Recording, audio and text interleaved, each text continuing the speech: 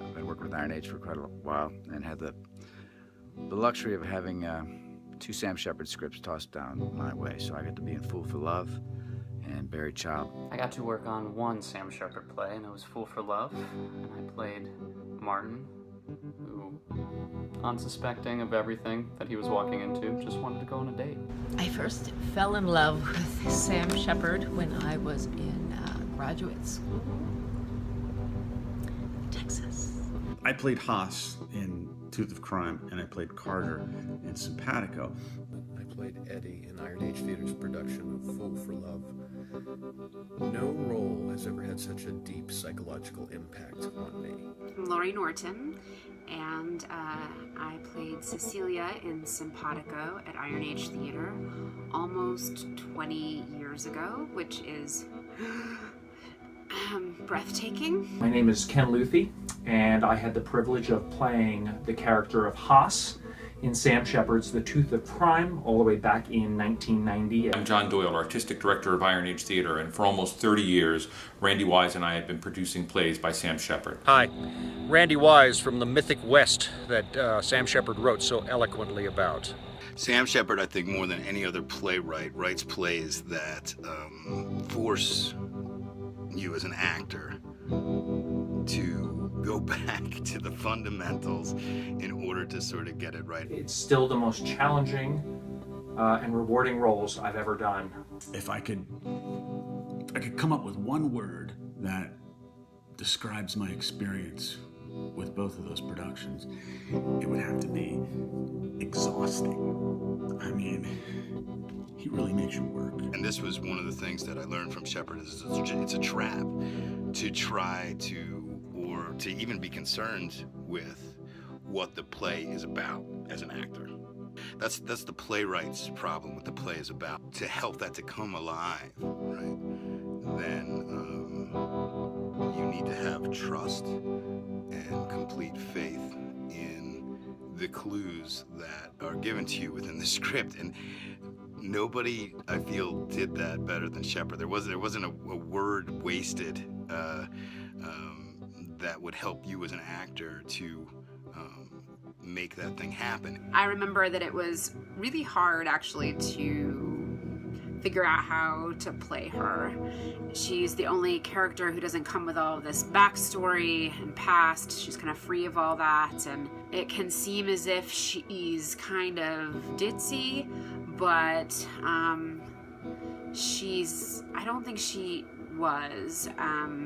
It was definitely a lot of work to kind of make her feel grounded in something. I got to be that rock star, that drug addict, that has-been, that fighter, that lover, that dreamer. Kind of changed my perspective on things. For Love and Buried Child. What I remember from working on that play was the richness of a Sam Shepard world.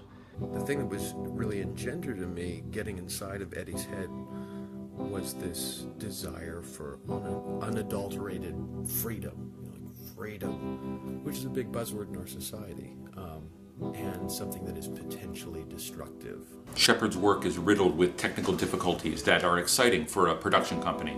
From someone attempting suicide to a sheep live on stage, which we actually kept living in our theater for almost a month and a half, to someone peeing on stage, or piles of artichokes and carrots and corn, and of course a stove to cook the artichokes, a baby's carcass that one can carry across the stage, piles of mud, shaving an actor, a one-legged man, a rock band playing while the actors performed. All of these things are challenges for the production company, but they give such depth to the world of Shepard's productions. Difficult stuff to work with. You forced actors to explore beyond just what was written on the page, but you asked them to explore within themselves, to dig deep and help you create the character that you had written on the page.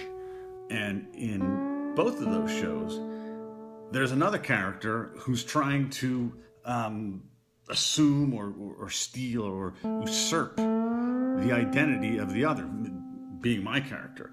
And there's this, I mean, and not without a fight. I mean, there's a real wrestling match going on. That's why it's so exhausting. I can't not say something about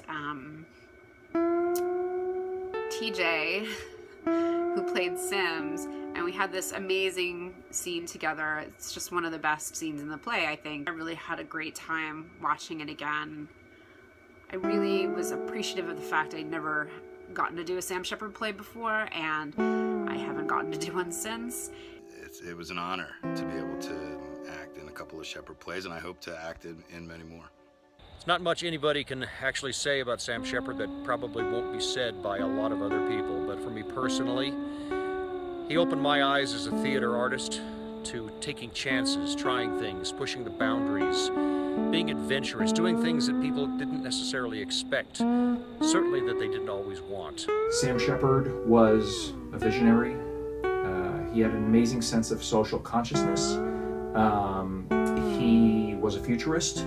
You know, in thinking about his achievement, I think about these plays that, like him, are kind of chiseled and lean and kind of sinewy. He was a playwright who gave us characters who were also archetypes, but archetypes with a working psychology, archetypes with a past. They were kind of just big characters, and you kind of feel it in your guts. You feel it in your bones when you start to take a Shepard character apart. I always felt drawn to it, drawn to him, drawn to the stories, drawn to the language, drawn to the passion, drawn to the energy, drawn to everything about it. He wanted to push the boundaries, try things, make you think about things in a different way, particularly on a mythic, personal level, and I think he succeeded insanely well at that. Like the big American dramatists like Miller and O'Neill and Williams, I think Shepard he confronts and wrestles with our abiding myths. The myth of the West, the myth of the endless frontier, the myth of the endless possibilities of life in America, the myth of the family as a locus of love and mutuality and shared memory. Shepard's world is a mix of the absurd and the realistic. The plays begin in a world not too far from our own, but then as the truth is revealed, or the myths are broken, or characters encounter and are broken by their opposition, they discover that they're in a world that is no longer theirs. It's spiraling out of control, and it becomes much closer to the theater of the absurd. His plays are a feast for the imagination of the actor and the audience, and how real and palpable the pain and love and violence and poetry are, and how that pushes any human who encountered his stuff to some sort of extremity, and that vitality is so important to theater. There's humor, but it's gallows humor. There's a menace, but the menace often kind of deflates itself.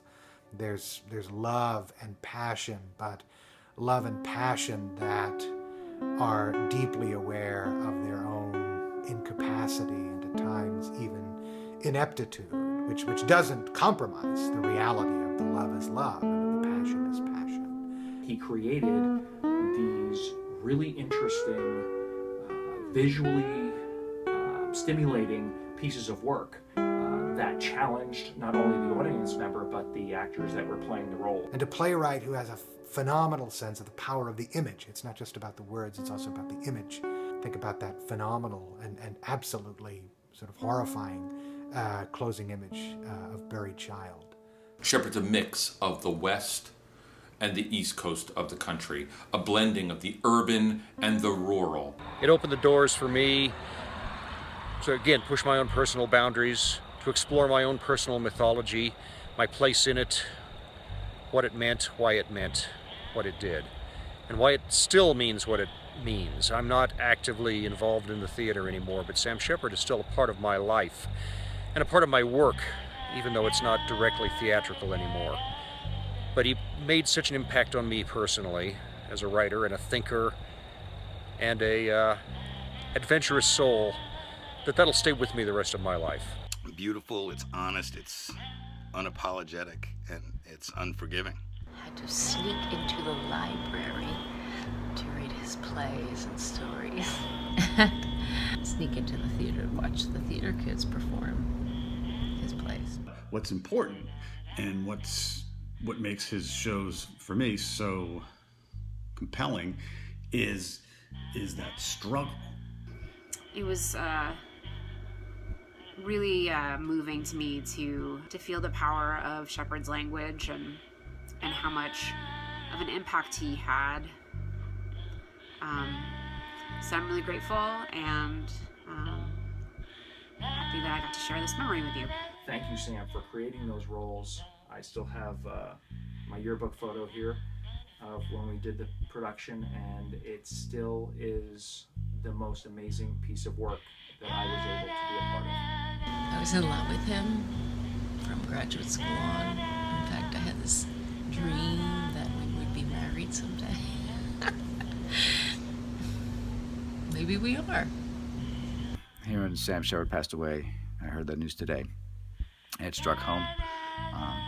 The man ranks up there with Eugene O'Neill and Tennessee Williams and all the great ones.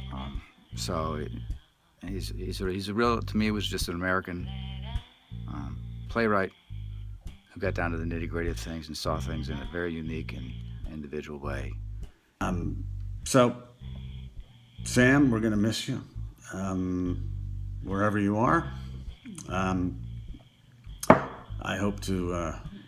really hope to work on some more of your shows in the future, and look forward to having the shit kicked out of me.